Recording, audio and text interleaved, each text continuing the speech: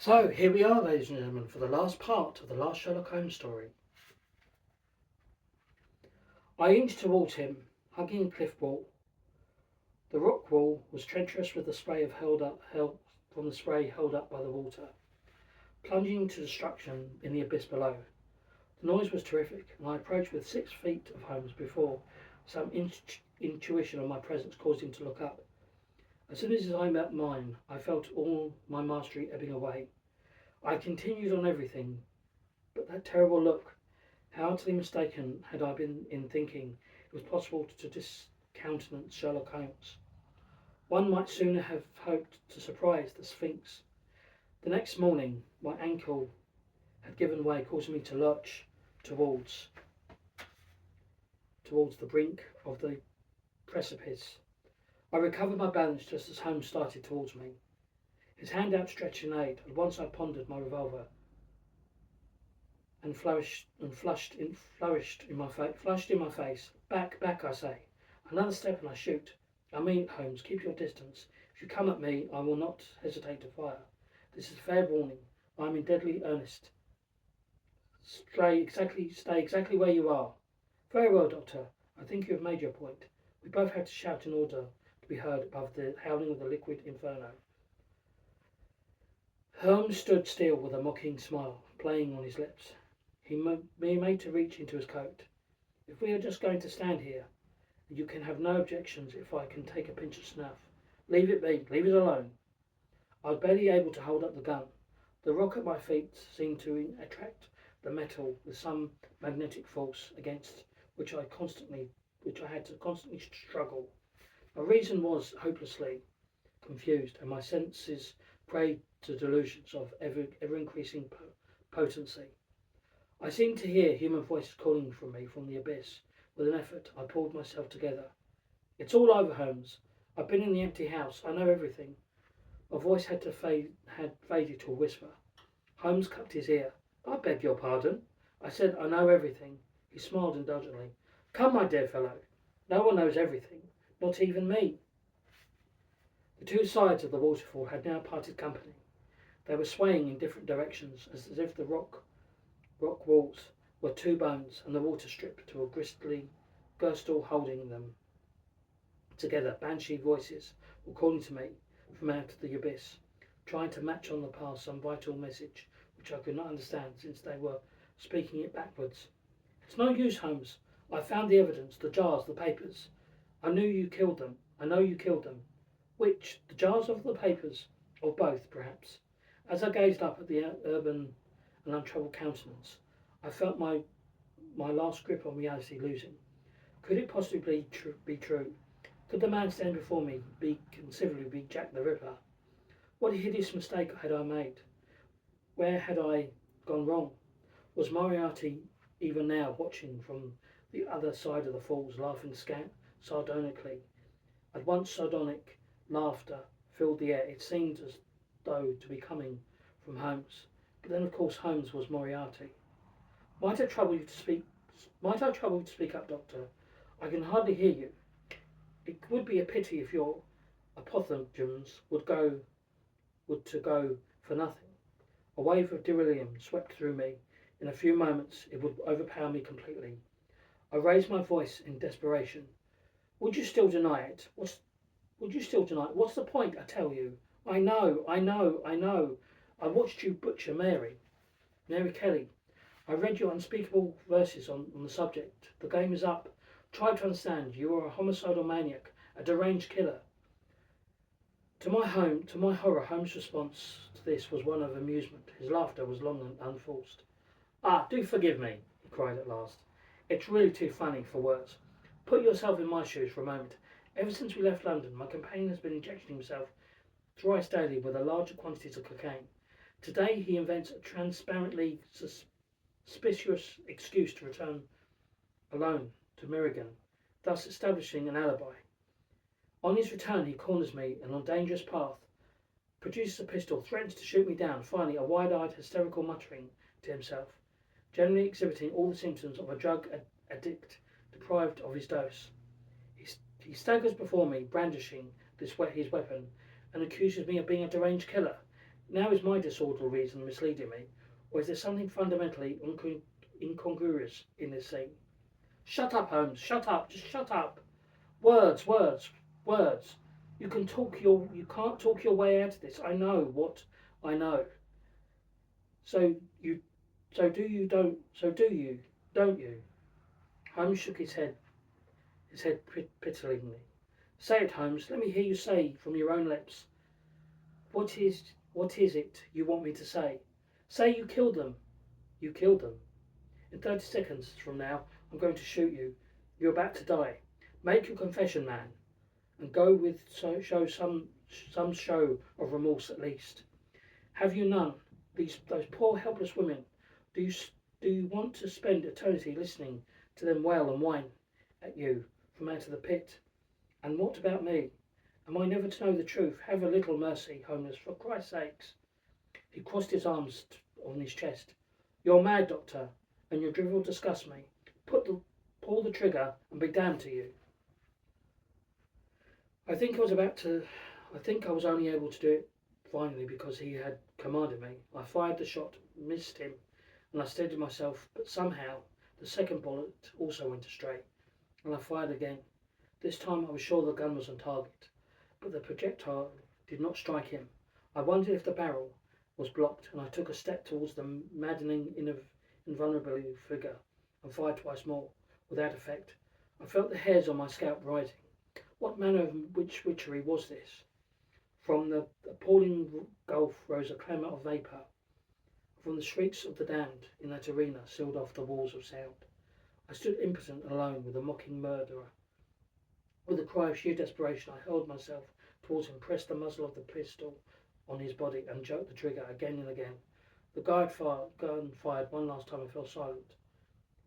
I plunged headlong into the wall of black exhaustion. Snuff. I was lying on my side in a puddle of mud. Holmes stood before me, holding out the horn snuff box.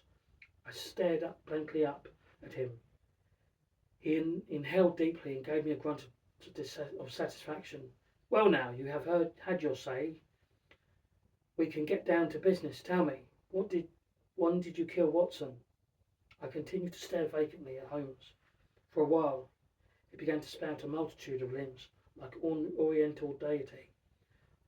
But that did not last. Holmes later, it seemed, a question formed in my shattered brain. Why aren't you dead? You find that puzzling, do you? Let's see if we can throw some light on it. As two of the finest minds in Europe, I shall be surprised if we cannot manage something between us. Prim de fer. There seem to be but three possible explanations. You missed, I'm superhuman, there was no bullet. The first, I think you will agree, can be dismayed at once.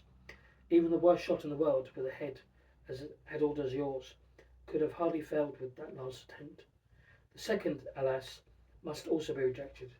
It follows then, does it not, that someone may have replaced the live cartridges in your revolver with blanks. I would not be above suspicion myself, quite honestly. All right, good. Then let us return to the matter in hand. I repeat, when did you kill Dr. Watson? There were clearly two Holmeses. One stood talking to me on the path, and the other hovered a few feet away in the spray above the falls, and said nothing. Look, Moriarty, this will have to stop, you know. No one can be greater admirer of your skills than myself, but this really isn't the time or the place. Your impersonation of my friend is quite first rate agreed. The boards of West End are yours for the asking. Always assuming you managed to leave here alive. Nevertheless, good as you were, you weren't quite good enough. Mind you, the task was formidable. I knew my Watson was very well indeed, and your performance, though enormously talented, you failed to convince it in the final analysis. Your externals could hardly be bettered, and you even managed to limp with the correct leg at this time. But where was the spirit, sadly lacking? Where was that end of dog-like devotion, so characteristic of my dear friend? Where was his obedient good nature, his ready sympathy, his generous emotion, his well-meant blundering initiatives? In whatever may be measured and calculated, Professor, you've excelled the great mathematician, but you are no artist, and the soul of the man eluded you utterly. However, you disguised your features. You could not disguise the sense of your own destiny, that knowledge of your power which informs everything you do, the difficulties you faced, and perhaps greater than everything you had realized. How much easier it is for a dullard to ape the trappings of a genius than for a brilliant man successfully put on mediocrity. The infernal choir was now echoing every word Holmes spoke. In vain I shook my head and beat my temples. The inexorable voice ground on. To be fair, though, my suspicions was aroused right from the beginning when I found you stealthily returning my keychain that morning in Kingston. Why would Watson need my keys? And if he had, would he not have taken them openly? From that moment I was on my guard. When I asked the maid to fetch a cab, she mentioned a letter that you had given to her post. I relieved her of it, and my amused to find a note to the police accusing me of the Whitechapel murders. I don't imagine your absurd charges and your trumped up evidence would get much of a hearing at Scotland Yard, but to save myself needless bother, I simply brought the thing away with me. He produced a long, slim envelope from the pocket. With a city cry of utter despair, I recognised the extent of my failure. Too bad, isn't it, agreed Holmes. But how like you, Moriarty, to hedge your bets. Even if I could get the better of you in person, you were coming on posthumous revenge. With a careless gesture, he flicked the envelope into the void. Shortly thereafter, he continued, I discovered your bottle of cocaine, and finally, it was in Brussels. I was able to observe you actually injecting the drug into your arm. From that moment, of course, I had no further doubts. If any of the two things in this life may be taken absolutely certain, they are that Dr. Watson is incapable of adopting such a habit as Professor Moriarty is abandoning it. By the same token, you were from that moment completely in my power. I only had prevented you from obtaining more of the drug, which you could not buy openly without revealing your true identity. Eventually, as happened this morning, the exigencies of your addiction would force your hand, knowing when the blow would fall. I could take my precautions to party it. Effectively, incidentally, in my interest, you should know that the snuff of this box derives from virtues from the exortholium coca rather than nicotobacum. How many hours has it been? How many hours is it now since you took your medicine, Moriarty? I hope you don't mind me anything saying that you look a trifle peaky. The blood in my veins, it seemed, turned to ice.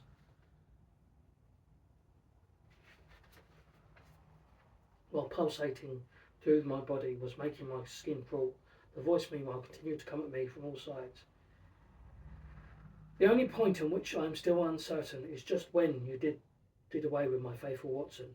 I assume it was during that night when in a moment of criminal weakness I allowed myself to indulge my exhaustion, and when he, poor innocent man, he put me to bed instead of ruthlessly turning me out of the doors as he should. What was the occasion, Moriarty? You could have had no difficulty in getting into the house, and Watson would have been clay in your hands. You might have killed me too as I slept, but that would not have satisfied your devious, diseased genius. Instead of having murdered my friend, you had the brilliant notion of taking his place. How you must have laughed at my attempts to shake off a man, all who while was seated at my side. You indeed must have diverted you to no end. But once I was sure of you, I too had my fun. It has been a pleasure. I assure you, dragging you out of the bed in the small hours, pulling you through the windows and pushing you off the trains.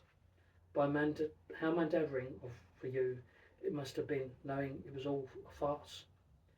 And then your growing realization on that en route was exactly the same as 1888, when it was I who followed you, and then you could hardly motion that either.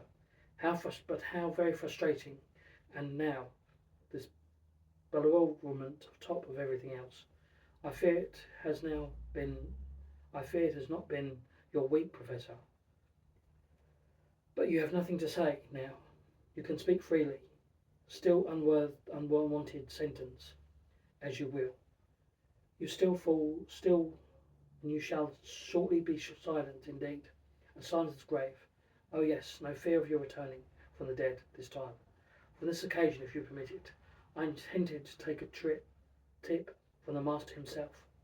From the depths of his coat, Holmes produced a thin packet wrapped in oilcloth. He undid the string, unrolled the cloth, and a grasp of sheer mortal terror escaped as he lifted from his bindings a 6-inch post-mortem knife. Recognise it, do you? I took the liberty of visiting your little hideaway in Baker Street before I called on Watson. Brought this away with me, concealed the lining of my coat, since we are to have justice at last. It might as well be poetic. But Holmes, his voice cut across my stutterings like whiplash. Mr. Holmes, if you please, let the perverse proprietors. But this is me, Holmes. Watson, I am Watson. You don't just give up, do you? Admirable trait under normal circumstances. Of course, but in question, taste for one who is but seconds away from making his marker. Raising his dreadful weapon, he stepped towards me. There is no question of me defending myself. Even under normal condition, Holmes was more than a match for me. In my present state, there could be no contest. In a few moments, I will be lying in the bottom of the falls, and my throat cut, and Jack the Ripper will be free to resume his intrepid career. Holmes, I am Watson. I am your friend Watson. I have only tried to save you from yourself and from the dignities of the law. My only thought has been to save you. Holmes' boot sent me sprawling on my back.